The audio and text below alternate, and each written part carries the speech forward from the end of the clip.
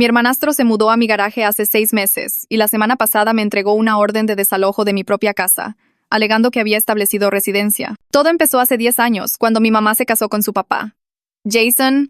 Originalmente Jason tenía 25 años, vivía en casa y trabajaba medio tiempo en una tienda de vapeo. Yo tenía 22, estaba en la facultad de Derecho, trabajando en 2 lugares para pagar la colegiatura. Inmediatamente le molestó que yo fuera más joven pero estuviera más avanzada en la vida. Cuando me gradué de la facultad de Derecho y conseguí trabajo en una firma de administración de propiedades, Jason dijo que solo obtuve el trabajo por ser mujer. Necesitan contratar por diversidad, le dijo a todos en mi fiesta de graduación. El sector inmobiliario es fácil cuando llenas cuotas. Yo me especialicé en derecho de inquilinos y desalojos. La ironía no se me pasó desapercibida cuando me llamó hace 6 meses, rogándome por un lugar donde quedarse. Solo por unas semanas, prometió, hasta que levante mi negocio. Su negocio ahora era el comercio de criptomonedas. Había perdido $3, 1.51,000 pesos mexicanos aproximadamente, en el primer mes. Al principio dije que no, pero mi mamá me llamó llorando. Es familia, está batallando. Tienes esa casa enorme para ti sola. La casa que yo había comprado con mi propio dinero después de 5 años de trabajar 70 horas a la semana. Déjalo quedarse en el garaje, me rogó. Lo convertirá en un espacio habitable. Le agregará valor a tu propiedad. En contra de todos mis instintos, acepté. Jason se mudó con una camioneta llena de bolsas de basura y promesas de ser el mejor compañero de piso. Pagaría renta. Ayudaría con el mantenimiento. Sería callado y respetuoso. La renta nunca llegó. El negocio está lento este mes se convirtió en su excusa mensual. La conversión del garaje fue solo colgar sábanas del techo y conectar un calentador eléctrico que triplicó mi recibo de luz. Constantemente tenía gente, los llamaba reuniones de negocios, pero eran solo otros desempleados jugando videojuegos hasta las 3 de la mañana. Cuando me quejé, dijo que yo estaba sofocando su networking. Al tercer mes empezó a usar mi cocina porque el garaje no tenía. Bastante justo, excepto que nunca limpiaba, nunca compraba despensa. Solo se comía mi comida y dejaba platos por todas partes. Compraré despensa la próxima semana, decía. Luego aparecía con una bolsa de papitas y lo daba por saldado. Al cuarto mes se estaba bañando dentro porque el garaje estaba demasiado frío, usando mi lavadora y secadora. Solo durante horas de oficina, dijo. Aparentemente sus horas de oficina eran de mediodía a medianoche. Al quinto mes empezó a decirle a la gente que era copropietario de la casa. Lo escuché en una cita telefónica diciendo, sí, tengo propiedades. Bueno, soy copropietario. Es complicado. No era complicado. Su nombre no estaba en nada. La semana pasada todo cambió. Llegué a casa y encontré un aviso de desalojo pegado en mi propia puerta principal. Jason estaba parado allí, sonriendo con suficiencia.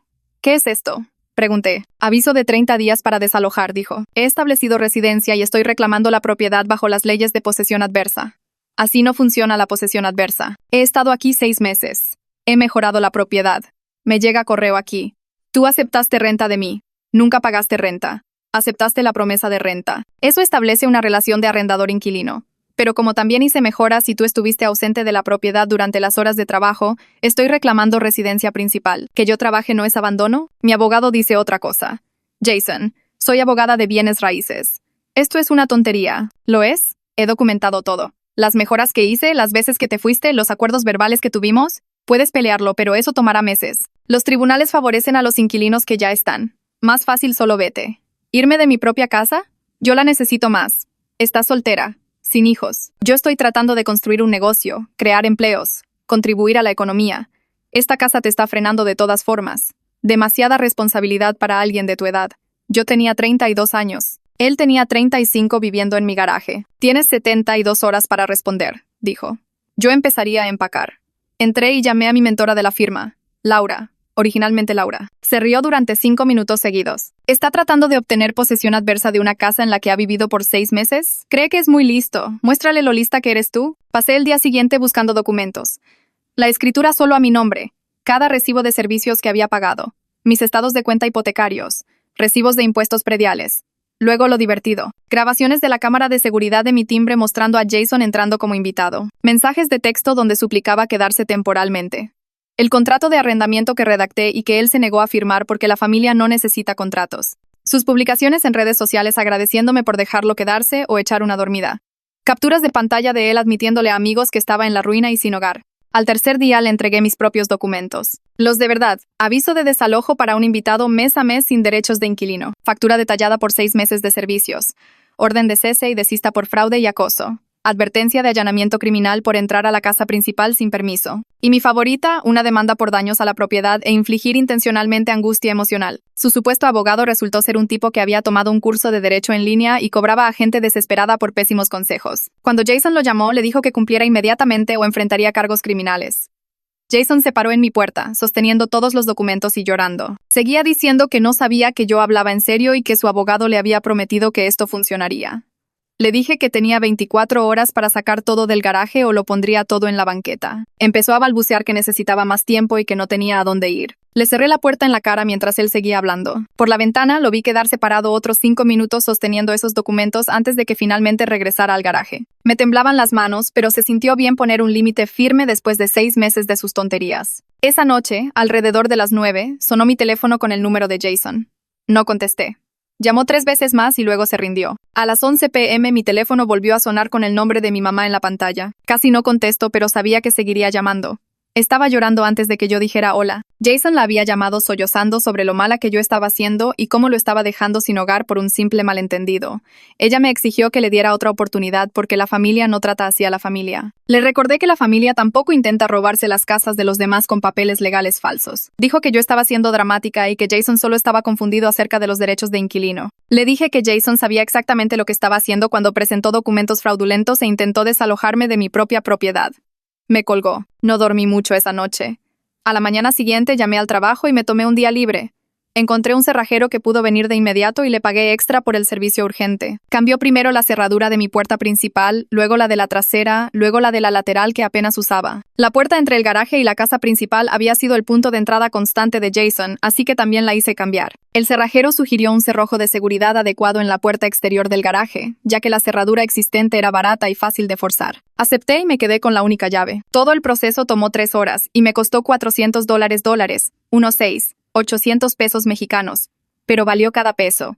Probé cada cerradura 2 veces para asegurarme de que funcionaran sin problemas. Alrededor del mediodía, escuché una camioneta detenerse afuera. Miré por la ventana y vi a Jason saliendo de una camioneta de mudanza destartalada, probablemente prestada por uno de sus amigos desempleados de videojuegos. Intentó usar su llave vieja en la puerta del garaje y pareció confundido cuando no funcionó. Luego notó el nuevo cerrojo y su cara se puso roja.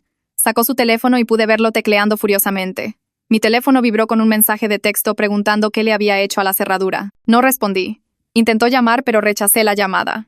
Después de unos minutos se rindió y comenzó a cargar sus cosas en la camioneta. Todas esas bolsas de basura de ropa entraron primero, luego su equipo de videojuegos con el monitor enorme y los cables enredados, el sofá viejo y desgastado de su amigo que había estado ocupando la mitad del garaje, el calentador eléctrico que había estado usando constantemente con mi recibo de luz.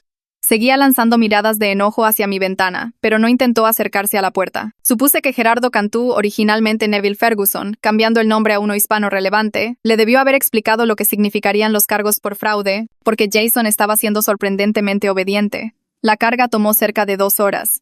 Lo observé todo para asegurarme de que realmente se fuera y no intentara meter nada a mi casa principal. Cuando la camioneta finalmente se fue, sentí un enorme peso levantarse de mis hombros. Esperé 10 minutos para asegurarme de que no regresaría. Luego salí a inspeccionar el garaje. El calentador estaba destrozado en el suelo con el cable arrancado. Había agujeros de puñetazos en el panel de yeso a la altura de la cintura. Sus sábanas que habían estado colgadas como separadores de ambientes estaban rasgadas y tiradas en un montón. El mini refrigerador que había traído estaba desenchufado y reposaba en un charco de agua con comida echada a perder. Venganza mezquina de alguien que no puede manejar las consecuencias. Tomé fotos de todo con mi teléfono, asegurándome de obtener tomas claras de cada área dañada. Luego agregué todo a la documentación de mi demanda y llamé a 3 contratistas para obtener presupuestos de reparación. El presupuesto más barato fue de $1,200, unos 400 pesos mexicanos. Esa noche estaba preparando la cena cuando alguien tocó a mi puerta. Miré por la mirilla y vi a mi mamá parada allí con mi padrastro detrás de ella. Él parecía cansado y avergonzado. Abrí la puerta, pero no los invité a pasar. Mamá inmediatamente comenzó a exigir saber a dónde se suponía que iría Jason ahora que lo había echado. Le dije que podía volver a su casa, donde había vivido antes de fastidiarme por 6 meses. Ella puso una expresión extraña y miró a mi padrastro. Él no me miró a los ojos. Fue entonces cuando ella admitió que se habían mudado a un condominio de una habitación el año pasado. La casa donde creció Jason había sido demasiado para mantener. La habían vendido y se habían mudado a algo más pequeño y barato. Ella había estado desesperada porque yo acogiera a Jason porque literalmente ya no tenían espacio para él.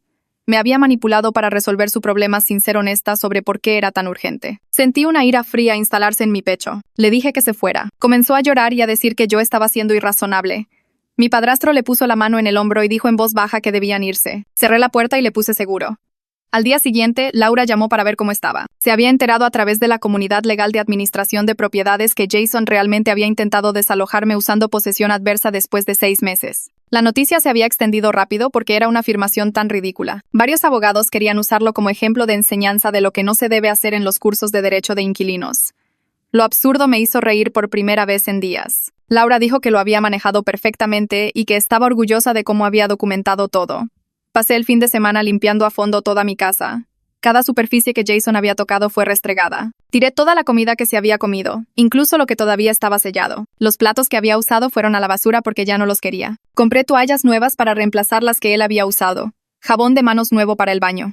Reacomodé los muebles de la sala para que no se viera igual que cuando se quedaba en mi sillón durante sus supuestas horas de oficina. Para el domingo por la noche, mi casa finalmente se sintió mía de nuevo. El lunes por la mañana estaba de vuelta en mi escritorio revisando correos electrónicos cuando mi teléfono sonó con un número desconocido. Casi no contesto, pero algo me hizo tomar la llamada. El hombre se identificó como Gerardo Cantú, un abogado de bienes raíces que había oído hablar de mi caso por Laura. Me preguntó si había verificado si Jason había presentado algún documento fraudulento en la oficina de registro del condado reclamando interés en mi propiedad. La pregunta me golpeó como agua helada. Ni siquiera había pensado en eso. Le di las gracias a Gerardo y colgué. Luego abrí el sitio web de registros de propiedad del condado en la computadora de mi trabajo. Me temblaban las manos mientras escribía mi dirección. La página cargó y ahí estaba. Una escritura presentada 2 semanas antes que mostraba que Jason había comprado un 50% de interés en mi casa por $1, unos 17 pesos mexicanos. La fecha de presentación fue justo después de que le dije que ya no podía usar mi cocina. Lo había planeado. El aviso de desalojo falso era solo la distracción mientras intentaba robar mi casa mediante fraude. Agarré mi bolso y corrí a mi auto. La oficina de registro del condado estaba a 20 minutos, pero llegué en 12. Entré a toda prisa con mi carpeta de documentos originales y pedí ayuda en el mostrador principal. La empleada me miró la cara y me llevó con un supervisor. Extendí todo sobre el mostrador. Mi escritura solo con mi nombre. Mis estados de cuenta hipotecarios. La presentación fraudulenta que mostraba la compra falsa de Jason. Los ojos del supervisor se abrieron de par en par mientras comparaba los documentos. Inmediatamente marcó la presentación de Jason como fraudulenta en el sistema y me imprimió una copia del marcador. Pero luego me explicó la mala noticia. La escritura fraudulenta ya estaba registrada en el registro público. Aunque estaba marcada, la nube sobre mi título existía. Necesitaría una orden judicial para anularla por completo y limpiar mi propiedad. Cualquier búsqueda de título mostraría el reclamo de Jason hasta que un juez lo eliminara oficialmente. No podía vender ni refinanciar hasta que esto se solucionara. Jason había dañado mis derechos de propiedad, aunque su fraude fuera obvio. Llamé a Gerardo desde el estacionamiento y le expliqué todo. Dijo que manejaría la limpieza del título pro bono, gratis, porque casos tan graves lo ofendían profesionalmente. Me pidió que escaneara y le enviara por correo electrónico todos mis documentos. Luego dijo que presentaría una moción de emergencia para anular la escritura fraudulenta al final del día hábil. También dijo que estaba agregando cargos por fraude criminal a la queja porque presentar documentos de propiedad falsos era un delito grave. Jason ya no solo enfrentaba una demanda civil, estaba viendo una posible pena de prisión. Conduje de regreso al trabajo sintiéndome mal. ¿Hasta dónde había planeado llevar esto Jason? ¿Qué más había presentado que yo no supiera?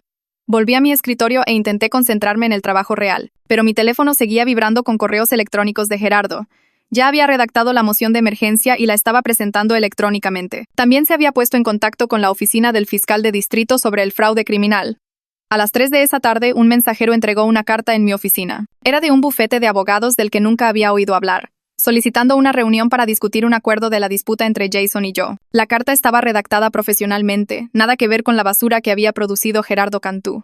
Este era un abogado de verdad. La carta intentaba presentar a Jason como confundido y engañado por malos consejos legales de un consultor sin licencia. Sugería que Jason no había entendido las implicaciones legales de sus acciones y quería resolver todo amistosamente. La leí 2 veces y sentí que mi enojo aumentaba. Jason sabía exactamente lo que estaba haciendo cuando presentó esa escritura falsa. Investigó cómo hacerlo.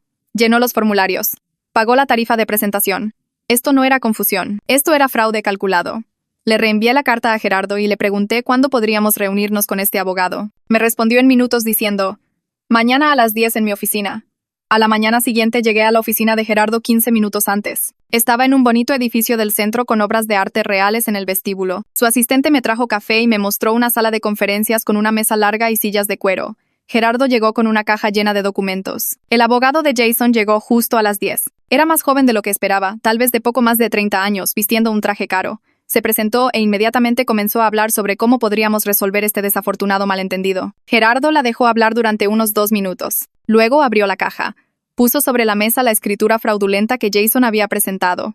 El aviso de desalojo falso que Jason había pegado en mi puerta. Fotos de los daños a la propiedad en el garaje. La factura detallada por 6 meses de renta y servicios sin pagar, que sumaba más de $8, unos 136,000 pesos mexicanos. Mensajes de texto donde Jason admitía que estaba en la ruina.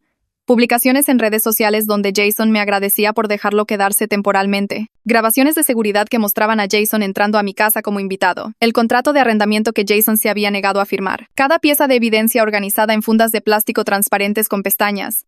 La cara del abogado de Jason cambió mientras Gerardo presentaba metódicamente cada documento.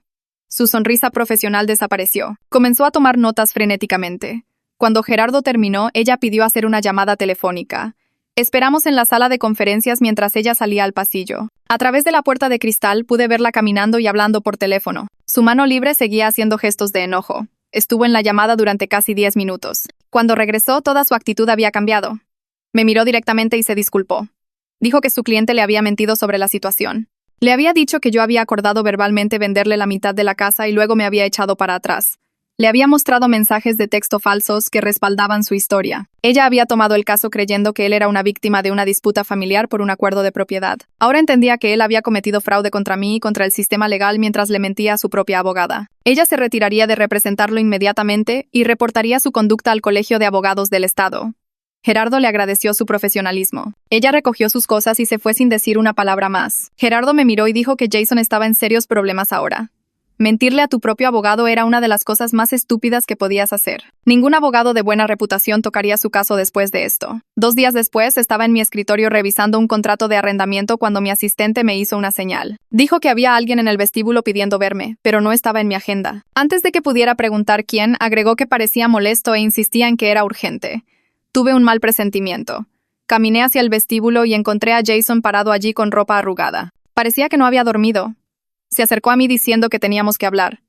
Retrocedí y le dije que se fuera. Siguió acercándose, diciendo que yo estaba arruinando su vida por un malentendido. Me di la vuelta y caminé rápidamente hacia el escritorio de seguridad. El guardia se levantó mientras Jason me seguía, su voz se hacía más fuerte. Le expliqué al guardia que este hombre me estaba acosando y que quería que lo sacaran del edificio. Jason comenzó a gritar que yo era su hermana y que no podía hacerle esto a la familia. El guardia llamó a refuerzos y aparecieron 2 oficiales de seguridad más. Lo escoltaron fuera mientras él gritaba que me arrepentiría de esto. Mi jefa salió de su oficina y preguntó qué pasó. Le expliqué toda la situación, la escritura falsa, el intento de desalojo, todo. Ella escuchó atentamente y luego dijo que debería obtener una orden de restricción. No lo había pensado, pero tenía mucho sentido. Jason estaba escalando. Primero el fraude legal, ahora apareciendo en mi lugar de trabajo. ¿Qué haría después? Salí del trabajo temprano y conduje directamente al juzgado. La empleada me dio los papeles para una orden de restricción temporal y los llené en la sala de espera. Documenté los reclamos legales fraudulentos de Jason, su aparición en mi lugar de trabajo esa mañana, los mensajes de texto amenazantes que había estado enviando sobre cómo me arrepentiría de arruinar su vida. Adjunté copias de todo lo que Gerardo había compilado. La empleada revisó mi solicitud y me envió a ver a un juez. El juez leyó mi documentación e hizo algunas preguntas. ¿Cuánto tiempo había vivido Jason conmigo? ¿Alguna vez había sido violento? ¿Cuál era mi relación con él? Respondía todo honestamente. El juez concedió la orden de restricción temporal de inmediato y fijó una audiencia para una orden permanente en 2 semanas. Jason tenía que mantenerse al menos a 500 pies, unos 150 metros de distancia de mí, mi casa y mi lugar de trabajo. Violar la orden resultaría en arresto inmediato. Salí del juzgado con copias certificadas de la orden. Me sentí más segura, pero también culpable. Este era mi hermanastro. Mi mamá iba a perder la cabeza. Llegué a casa y tuve quizás una hora de paz antes de que sonara mi teléfono. Mamá. Casi no contesto, pero sabía que tendría que hacerlo eventualmente. Contesté y ella ya estaba llorando. Se había enterado de la orden de restricción por Jason. Dijo que yo estaba destrozando a la familia. Jason estaba viviendo en su coche porque nadie lo acogería. ¿Cómo pude hacerle esto? Respiré hondo y le dije la verdad. Jason destrozó a la familia cuando intentó robar mi casa. Presentó documentos legales fraudulentos. Apareció en mi lugar de trabajo acosándome. Su falta de hogar era consecuencia de sus propias elecciones, no mi responsabilidad. Comenzó a gritar que yo era desalmada, que la familia ayuda a la familia sin importar qué, que siempre había creído que era mejor que todos los demás. Le dije que tenía que irme y colgué. Mi teléfono volvió a sonar de inmediato. Lo ignoré. Sonó 4 veces más antes de finalmente detenerse. 10 minutos después, mi teléfono sonó con el número de mi padrastro. Contesté con cautela. Su voz era tranquila y triste. Dijo que quería disculparse por el comportamiento de mi mamá. Había estado tratando de que Jason asumiera la responsabilidad durante años, pero mi mamá siempre ponía excusas por él. Dijo que estaba orgulloso de mí por enfrentarme tanto a Jason como a la permisividad de mi mamá. Esperaba que esto finalmente obligara a Jason a madurar, aunque no era optimista. Hablamos unos minutos más. Me preguntó si estaba bien y admití que me sentía terrible a pesar de saber que había hecho lo correcto. Dijo que eso era normal y que demostraba que tenía un buen corazón. Jason y mi mamá eran los que deberían sentirse terribles, pero probablemente no lo hacían. Después de colgar, me senté en mi cocina y lloré. No por Jason. Por la familia que creí tener, pero aparentemente nunca tuve. El lunes por la mañana entré a la oficina tratando de concentrarme en el trabajo en lugar del drama familiar. Laura me llamó a su sala de conferencias y extendió un archivo grueso sobre la mesa. Un propietario de una propiedad comercial necesitaba ayuda para desalojar a un inquilino de negocios que había dejado de pagar la renta hace 8 meses.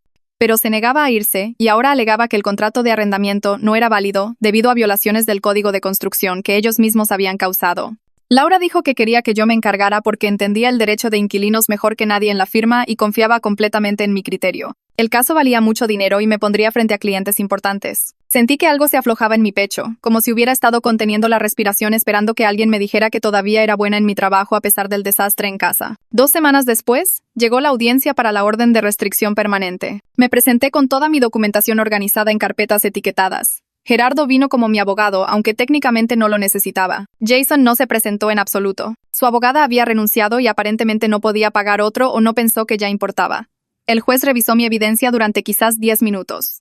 La grabación del timbre que mostraba a Jason como invitado, los mensajes de texto suplicando ayuda temporal, el aviso de desalojo fraudulento, la presentación de la escritura falsa, los mensajes amenazantes después de que presenté la orden temporal. El juez concedió una orden de restricción de 3 años sin dudarlo y agregó una nota en el registro judicial sobre el intento de escritura fraudulenta de Jason y su patrón de acoso. Jason tenía que mantenerse a 500 pies, unos 150 metros de mí, mi casa y mi lugar de trabajo durante 3 años. Violarla significaba arresto inmediato y cargos criminales. Salí del juzgado sintiéndome más segura pero también extraña, como si acabara de hacer algo permanente que no podía deshacer. Gerardo me llamó 3 días después con noticias sobre la situación de la escritura.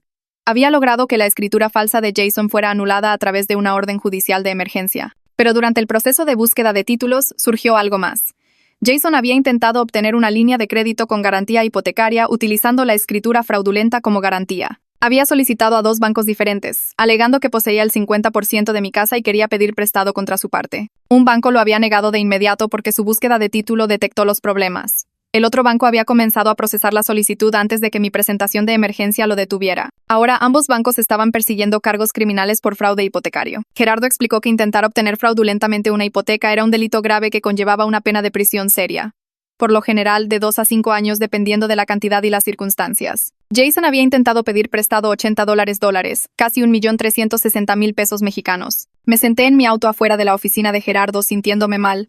Esto había ido mucho más allá de lo que yo pretendía cuando le entregué por primera vez los papeles de desalojo. Yo solo quería que saliera de mi casa. Ahora se enfrentaba a una posible pena de prisión. Sabía que se lo había buscado por completo al presentar esa escritura falsa e intentar robar mi casa, pero aún así me sentía culpable. Era familia, aunque fuera una persona terrible. Esa noche no pude dormir. Seguía pensando en Jason en prisión y mi mamá culpándome para siempre y mi padrastro atrapado en el medio.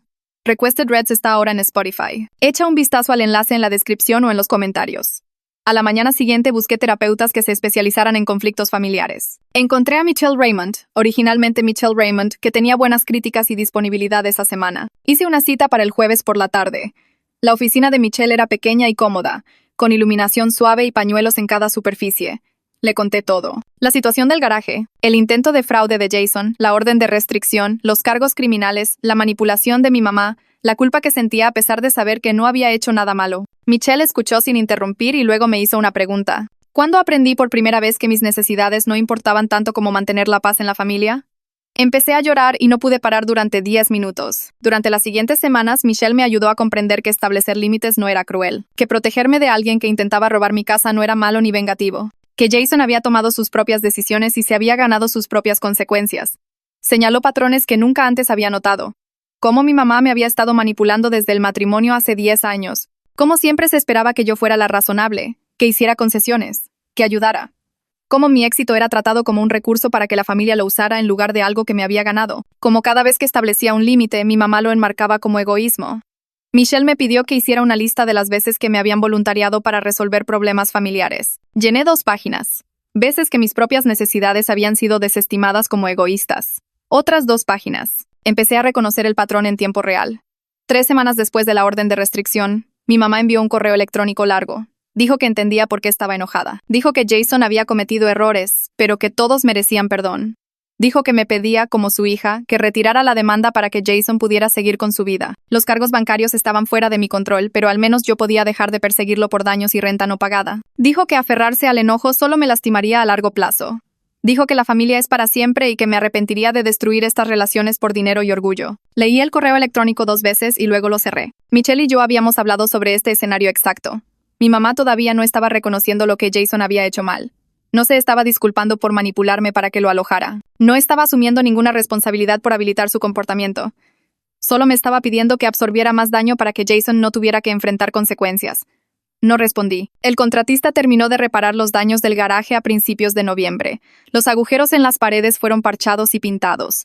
El calentador roto fue reemplazado por calefacción adecuada. Pero el contratista sugirió ir más allá y convertirlo en un verdadero apartamento tipo estudio con su propio baño y cocineta. Costaría más por adelantado, pero agregaría valor serio a mi propiedad y me permitiría rentarlo legítimamente. Acepté y vi la transformación durante 3 semanas. Paredes reales en lugar de sábanas colgantes. Un pequeño baño con ducha. Una cocineta con mini refrigerador y estufa de 2 quemadores. Aislamiento adecuado y control de clima. Parecía profesional y habitable. Decidí rentarlo para cubrir los costos de reparación. Esta vez haría todo bien. Contrato de arrendamiento adecuado. Selección de inquilinos. Verificación de crédito. Referencias. Todo lo que debería haberle exigido a Jason, pero no lo hice debido a la presión familiar. Mi primera solicitante fue Eva Durán. Originalmente Ava DuPont, una estudiante de posgrado que trabajaba en su tesis en ciencias ambientales. Necesitaba un espacio tranquilo lejos del drama de compañeros de piso y el ruido del campus. Tenía excelentes referencias de propietarios anteriores que decían que era respetuosa, tranquila y que siempre pagaba la renta por adelantado. Tenía ingresos estables de un puesto de asistente de enseñanza y una beca de investigación. Leyó todo el contrato de arrendamiento cuidadosamente e hizo preguntas inteligentes sobre servicios y estacionamiento. Luego lo firmó sin intentar negociar ningún término o reclamar que merecía un trato especial. El estándar era increíblemente bajo, pero de todos modos me sentía aliviada. Eva se mudó un sábado frío de diciembre. Tuvo ayuda de 2 amigas y cargaron cajas de libros y equipo de laboratorio. Se presentó correctamente, me agradeció por el espacio y preguntó sobre el horario de recolección de basura. Ese primer mes pagó la renta 3 días antes. Mantuvo el espacio limpio. No puso música a todo volumen a las 3 de la mañana. No usó mi cocina ni mi lavadora y secadora sin preguntar. No le dijo a la gente que era copropietaria de mi casa. Tener a alguien responsable en el garaje me ayudó a recuperar ese espacio en mi cabeza. Ya no era la zona de desastre de Jason. Era un alquiler legítimo que generaba ingresos y demostraba que podía confiar en mi propio juicio cuando no estaba siendo manipulada por la obligación familiar. Justo antes de Navidad, Gerardo llamó con una actualización sobre la investigación de fraude del banco. Habían estado investigando los antecedentes de Jason y descubrieron que había intentado este mismo esquema antes. Hace 3 años estuvo saliendo con una mujer que lo dejó mudarse a su apartamento temporalmente. Después de 2 meses, intentó reclamar derechos de inquilino y amenazó con demandarla por desalojo ilegal cuando ella le pidió que se fuera. Había presentado documentos alegando que tenían un acuerdo de arrendamiento verbal y que él había hecho mejoras en la propiedad. La mujer estaba asustada y confundida y finalmente solo le pagó $2, unos 34,000 pesos mexicanos, para que se fuera en paz. Ella nunca presentó cargos porque quería que terminara. El investigador del banco la había localizado y ella accedió a proporcionar una declaración. Jason era un estafador en serie que se dirigía a personas que se preocupaban por él. Encontraba personas vulnerables, se mudaba bajo falsos pretextos y luego usaba la intimidación legal para obtener dinero o alojamiento. Yo no fui su primera víctima. Solo fui la primera que luchó lo suficientemente fuerte como para exponer todo el patrón. 2 días después, Gerardo llamó mientras yo preparaba la cena. Fue directo al grano. El fiscal de distrito revisó toda la evidencia y quería procesar a Jason por la presentación de la escritura fraudulenta y el intento de fraude hipotecario. Tenían suficiente para múltiples cargos por delitos graves. Gerardo dijo que el fiscal necesitaba saber si yo cooperaría como testigo, y si quería presionar por las penas máximas o pedir clemencia debido a la relación familiar. Le dije que necesitaba tiempo para pensarlo. Esa noche apenas dormí. Enviar a mi hermanastro a prisión se sentía mal, aunque sabía que lo que había hecho era grave. A la mañana siguiente llamé a Michelle y le pedí una sesión de emergencia. Me hizo un hueco esa tarde. Me senté en su oficina explicando lo culpable que me sentía por potencialmente destruir la vida de Jason. Michelle escuchó y luego preguntó qué le pasaría a la siguiente persona a la que Jason atacara si no enfrentaba consecuencias reales. Me recordó a la exnovia que le había pagado $2 solo para que se fuera. Esa mujer había estado asustada y sola, y Jason había explotado su miedo. Si se salía con la suya de nuevo, simplemente encontraría otra víctima. Michelle me ayudó a entender que proteger a futuras víctimas no era cruel, era necesario. Llamé a Gerardo esa noche y le dije que cooperaría plenamente con la fiscalía. Testificaría si era necesario y no pediría clemencia. Gerardo dijo que el fiscal querría una declaración de impacto de la víctima describiendo lo que el fraude de Jason me había costado financiera y emocionalmente. Pasé los siguientes 2 días escribiéndola. Describí la violación de confianza cuando Jason presentó esa escritura falsa. Expliqué los miles de dólares en honorarios legales para limpiar mi título. Detallé el daño emocional de que mi propio hermanastro intentara robar mi casa. Escribí sobre la investigación bancaria y el estrés de preguntarme si mi hipoteca estaba comprometida.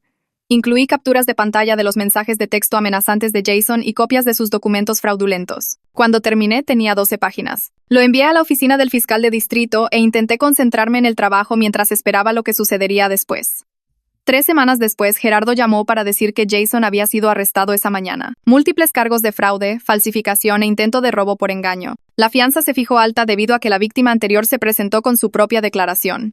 Jason no podía pagarla, así que se quedaría en la cárcel hasta el juicio. 1 hora después de la llamada de Gerardo, mi teléfono sonó con el número de mi mamá. Casi no contesto, pero una parte de mí necesitaba escuchar lo que diría. Comenzó a gritar antes de que yo pudiera decir hola. Yo había destruido a su familia. Había enviado a mi propio hermano a la cárcel por un malentendido. Jason estaba confundido y cometió errores, pero yo estaba siendo cruel y vengativa. La dejé despotricar durante unos 30 segundos y luego la corté. Le dije que ella destruyó nuestra relación hace 10 años cuando se casó en esta familia e inmediatamente comenzó a tratarme como un recurso en lugar de una hija. Me manipuló para que alojara a Jason sin ser honesta sobre por qué realmente necesitaba que saliera de su condominio. Ella habilitó su derecho y su crueldad hacia mí durante una década. Vio cómo intentaba robar mi casa y su primera respuesta fue defenderlo. Jason no estaba confundido. Sabía exactamente lo que estaba haciendo porque lo había hecho antes con otra persona. Mamá se quedó en silencio por un momento y luego dijo, «Te vas a arrepentir de esto». Colgó. Me quedé sentada mirando mi teléfono, sintiéndome extrañamente tranquila. 2 días después, mi padrastro llamó y preguntó si podíamos vernos para tomar un café. Sonaba cansado pero decidido. Nos reunimos en un lugar cerca de mi oficina a la mañana siguiente. Se veía más viejo de lo que recordaba, más desgastado. Pidió café y luego me dijo que había solicitado la separación de mi mamá el día anterior. Sentí un vuelco en el estómago, aunque una parte de mí no estaba sorprendida. Explicó que la negativa de mi mamá a hacer que Jason asumiera la responsabilidad había estado destruyendo su matrimonio durante años. Cada vez que Jason metía la pata, mi mamá ponía excusas. Cada vez que alguien intentaba poner límites con Jason, mi mamá se hacía la víctima. Mi padrastro lo había visto suceder una y otra vez. Pero ver a mi mamá habilitar el ataque de Jason contra mí fue la gota que colmó el vaso. Dijo que había terminado de poner excusas por ambos. Se disculpó por no haberme protegido antes de la manipulación de mi mamá. Dijo que debería haber hablado cuando mi mamá me presionó para que acogiera a Jason. Le dije que no era su culpa, pero él negó con la cabeza. Dijo que había sido parte del problema al guardar silencio. Ahora estaba tratando de ser parte de la solución. Fui a la oficina de Michelle esa tarde sintiéndome terrible por la separación. Aunque mi padrastro insistió en que no fue mi culpa, no podía sacudirme la culpa. Michelle me pidió que pensara en lo que habría pasado si hubiera dejado que Jason robara mi casa. ¿Eso habría salvado el matrimonio de mi padrastro? Admití que probablemente no. La permisividad de mi mamá iba mucho más allá de la situación. Michelle me ayudó a comprender que yo no causé nada de esto. Solo me negué a seguir absorbiendo el daño de la disfunción de otras personas. Establecer límites reveló problemas que ya estaban ahí. Yo no los creé. En el trabajo, las cosas iban mejor de lo esperado. El complejo caso de desalojo comercial que Laura me asignó hace 3 meses finalmente llegó a una resolución. El inquilino se había negado a desalojar un espacio comercial a pesar de las violaciones del contrato de arrendamiento y la renta no pagada. Construí un caso hermético con documentación de cada violación y procedimientos de aviso adecuados. El juez falló a nuestro favor y ordenó el desalojo inmediato con el pago total de la renta atrasada. El cliente quedó tan impresionado que me solicitó específicamente para todo su trabajo legal futuro. Tenían 12 propiedades comerciales y problemas constantes con los inquilinos. Laura me llamó a su oficina después de la reunión con el cliente. Dijo que había estado observando cómo manejaba los desafíos profesionales y la crisis personal. Estaba impresionada por mi integridad y mi capacidad para seguir trabajando a un alto nivel a pesar de todo lo que sucedía con Jason. Mencionó que la firma estaba considerando agregar un puesto de socia junior y que debería pensar si me interesaba ese camino. La conversación sobre la sociedad se sintió surrealista dado todo lo demás que estaba sucediendo, pero también se sintió como una validación de que había tomado las decisiones correctas. 4 meses después de su arresto, Jason aceptó un acuerdo de culpabilidad. Gerardo llamó para explicarme los términos.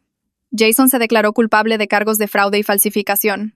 Obtendría 5 años de libertad condicional en lugar de tiempo en prisión. Tenía que completar 200 horas de servicio comunitario. Se le exigió asistir a sesiones obligatorias de asesoramiento financiero y tenía que pagar la restitución total por todos los daños y gastos no pagados, que ascendieron a casi $15, unos 255,000 pesos mexicanos, con los honorarios legales incluidos. Los antecedentes penales lo seguirían para siempre, apareciendo en las verificaciones de antecedentes para trabajos y viviendas. Gerardo dijo que el abogado de Jason había presionado mucho por el acuerdo porque ir a juicio conllevaba el riesgo de una pena de prisión seria.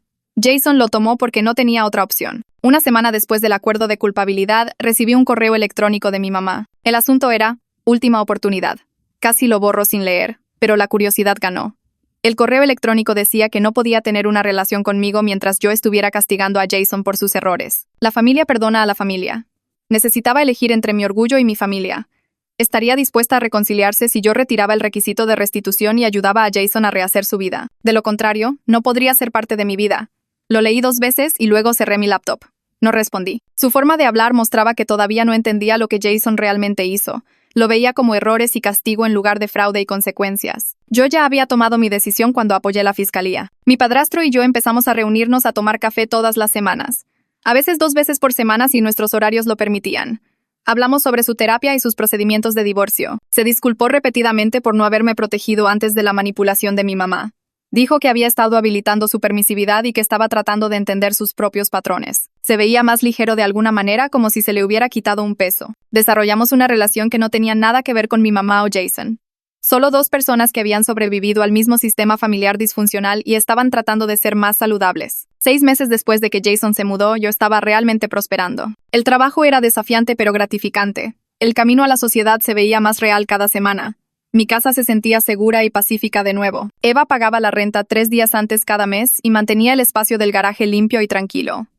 Teníamos una relación amistosa de arrendadora-inquilina construida sobre el respeto mutuo y límites claros. El ingreso por alquiler cubrió mi pago hipotecario aumentado por refinanciar para eliminar cualquier nube sobre mi título que el fraude de Jason había creado. Aprendí a establecer límites firmes y a confiar en mi propio juicio por encima de la presión familiar. Michelle me ayudó a entender que protegerme no era egoísta. La amistad de mi padrastro me demostró que las relaciones familiares saludables eran posibles cuando ambas personas asumían la responsabilidad. Y las consecuencias de Jason, aunque severas, probablemente habían salvado a su próxima víctima potencial de pasar por lo que yo pasé. 2 meses después, Gerardo llamó preguntando si yo copresentaría con él en una conferencia de derecho de propiedad sobre esquemas de escrituras fraudulentas. Quería usar mi caso como ejemplo de enseñanza para otros abogados sobre cómo proteger a los propietarios de estafas similares. Dije que sí de inmediato porque convertir mi pesadilla en experiencia profesional se sentía empoderador. Pasamos semanas preparando la presentación, reuniendo toda la documentación del caso de Jason y organizándola en una línea de tiempo clara que mostraba cómo se desarrolló el fraude. Gerardo manejó el análisis legal técnico mientras yo me centré en las señales de advertencia prácticas que los abogados de propiedad deberían buscar. La conferencia fue en un salón de baile de hotel con unos 200 abogados de toda la región. Me paré en el podio junto a Gerardo y revisé el aviso de desalojo fraudulento de Jason, su reclamo de posesión adversa falso y la escritura falsificada que había presentado en el condado. La audiencia tomó notas e hizo preguntas sobre señales de alerta y estrategias de prevención. Después de que terminamos, al menos una docena de abogados se acercaron a hablar. 3 de ellos tenían clientes lidiando con situaciones similares donde miembros de la familia o compañeros de piso intentaban reclamar derechos de propiedad que no tenían. Un abogado me contó sobre un caso en el que un exnovio presentó una escritura de renuncia de derechos falsa e intentó vender el condominio de su exnovia. Otro describió a un inquilino que falsificó documentos de arrendamiento para que pareciera que había estado rentando durante años en lugar de meses. Me di cuenta de que el intento de Jason fue especialmente estúpido porque ni siquiera entendía el derecho de propiedad básico. Pero los reclamos fraudulentos eran mucho más comunes de lo que había pensado. La gente intenta estas estafas todo el tiempo porque creen que los propietarios no se defenderán o no sabrán cómo responder legalmente. Gerardo y yo intercambiamos información de contacto con varios abogados que querían mantenerse en contacto sobre estos casos. La semana siguiente, Laura me llamó a su oficina. Cerró la puerta y me dijo que los socios habían estado discutiendo mi desempeño durante el último año. Dijo que había manejado la situación de Jason sin dejar que afectara la calidad de mi trabajo, y mi experiencia en derecho de inquilinos había atraído a varios clientes importantes. Luego me ofreció un puesto de socia junior en la firma. El ascenso vino con un aumento significativo y mi propia oficina en lugar del cubículo en el que había estado trabajando.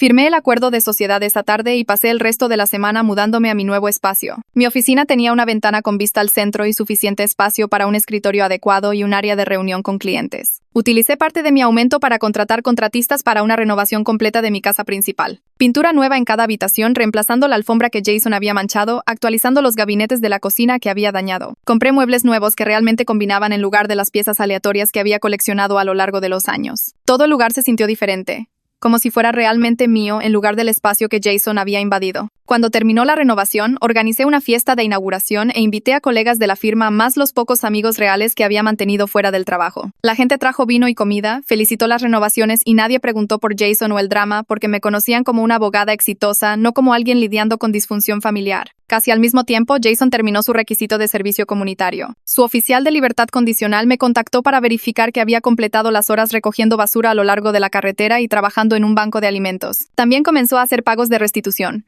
Aunque a $50 unos 850 pesos mexicanos, por mes, le tomaría más de 20 años pagar los $15 unos 255,000 pesos mexicanos, que debía. El oficial de libertad condicional llamaba cada pocos meses preguntando si había recibido los pagos y si Jason me había contactado violando la orden de restricción. Respondí de manera objetiva sin agregar comentarios sobre lo que Jason merecía o cómo me sentía acerca de la situación. Mi padrastro me envió un mensaje de texto diciendo que mi mamá quería reconciliarse.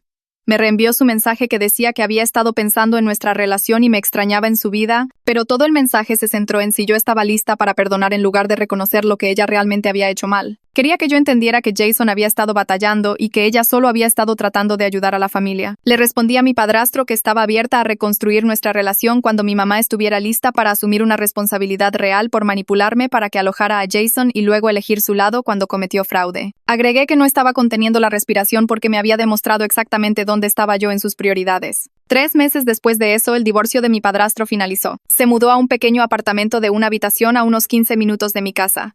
Empezamos a cenar juntos todas las semanas, a veces 2 veces si nuestros horarios lo permitían. Se veía más saludable y más relajado de lo que lo había visto en años. Me dijo que no tener que manejar constantemente el drama de mi mamá y los esquemas de Jason le había quitado un peso que ni siquiera se dio cuenta de que había estado cargando. Hablamos de cosas normales como su nuevo pasatiempo de carpintería y mis casos en el trabajo. A veces discutíamos la situación familiar, pero en su mayoría solo construimos una relación que no tenía nada que ver con mi mamá o Jason. Un año completo después del intento de desalojo de Jason, me senté en mi sala renovada y me di cuenta de que era genuinamente feliz. El trabajo era desafiante pero gratificante. El camino a la sociedad era real. Mi casa se sentía segura y pacífica. Había aprendido a establecer límites firmes y a confiar en mi juicio profesional por encima de la presión familiar. Michelle me había ayudado a reconocer los patrones de manipulación antes de que me costaran, y había dejado de sentirme culpable por protegerme. La mayor lección fue entender que la familia no tiene oportunidades ilimitadas para lastimarte solo porque compartes ADN o historia. Ese mismo mes, Eva me dijo que quería renovar su contrato de arrendamiento por otro año. Había sido la inquilina perfecta, pagando la renta por adelantado cada mes y manteniendo el espacio del garaje limpio y tranquilo. Teníamos una relación profesional amistosa construida sobre expectativas claras y respeto mutuo. Me di cuenta de que había convertido con éxito el garaje de un símbolo de violación a una fuente legítima de ingresos. El dinero del alquiler cubría mi pago hipotecario más alto y demostraba que toda la situación con Jason, por terrible que fuera, me había enseñado que protegerme no era egoísta. Era necesario para la supervivencia. Estaba sentada en mi oficina en casa un sábado por la mañana revisando contratos para un próximo caso cuando apareció una notificación por correo electrónico. El remitente era una joven abogada de una firma a 2 pueblos de distancia. Escribió que tenía un cliente cuyo cuñado se mudó a su sótano hace 3 meses y ahora se negaba a irse mientras reclamaba derechos de inquilino. Había oído hablar de mi caso a través de la presentación de la conferencia de derecho de propiedad y se preguntaba si tenía algún consejo. Sonreí y abrí una nueva ventana de respuesta. Comencé a escribir una respuesta detallada sobre los requisitos de documentación, la diferencia entre invitados e inquilinos, y cómo construir un caso hermético para el desalojo. Le expliqué la importancia de las grabaciones de seguridad, los mensajes de texto y las publicaciones en redes sociales que demostraban el estado real de la persona. Le conté sobre los reclamos fraudulentos comunes y cómo contrarrestarlos antes de que escalaran. Escribir ese correo electrónico se sintió como cerrar un círculo, usar mi experiencia de pesadilla para ayudar a alguien más a evitar la misma trampa que Jason me había tendido. ¿Así es como fue para mí? ¿Qué hay de ti? Deja tu versión en los comentarios. Siempre me encanta ver lo diferente que lo ve cada uno.